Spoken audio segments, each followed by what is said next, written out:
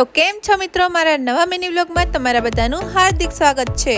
અને આજે હું બનાવું છું મસ્ત એવા ક્રન્ચી દાલ વડા। તો એના માટે આપણે મસ્ત એવી આદુ લસણની પેસ્ટ અને બાકી બધું રેડી કરી નાખ્યું છે। અને હવે આપણે બધું મિક્સ કરી નાખશું અને બેટર રેડી કરી નાખશું। મિત્રો, હું ઘરે હોય ને તો આવું કંઈક નવું કરતી રહેતી હોય, તમે લોકો પણ શું નવું કરો છો ને એ મને કમેન્ટમાં કહી દેજો। અને ફાઇનલી આપણું બેટર થઈ ગયું છે રેડી, અને હવે આપણે થોડીક વાર એને રેસ્ટ કરવા દેશું અને આપણે પણ થોડોક રેસ્ટ કરી લઈએ। A few moments later.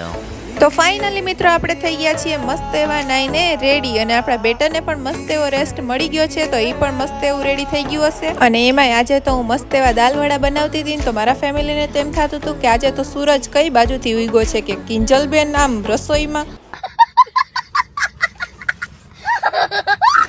તો ચાલો મિત્રો, હવે આપણું બેટર તો રેડી થઈ ગયું છે, પણ આપણું તેલ ગરમ થઈ ગયું છે કે નહીં એ ચેક કરી લઈએ। તો ફાઇનલી આપણું તેલ પણ ગરમ થઈ ગયું છે, અને હવે મસ્ત એવા નાના એવા દાલ વડા બનાવી અને ફ્રાય કરી નાખીએ તેલમાં। અને એમાંય મિત્રો આજે વરસાદ પડ્યો, તો વરસાદ આવે એટલે દાલ વડા ખાવાની તો આમ બહુ મજા આવી જાય। અને જ્યાં સુધી હું કંઈક નવું બનાવતી હોય ને મારી બેન વચ્ચે ન આવે ને મને શીખવાડવા, ત્યાં સુધી એને શાંતિ ન થાય, એને એમ કે એને જ બધું આવડે છે। પણ મિત્રો એવું નથી, એના કરતાં તો મને સારું જ આવડે છે। ફાઇનલી મિત્રો આપણા દાલ વડા થઈ ગયા છે મસ્ત એવા રેડી, તમે લોકો જોઈ શકો છો, અને કમેન્ટમાં કહી દો કે કેવા લાગે છે।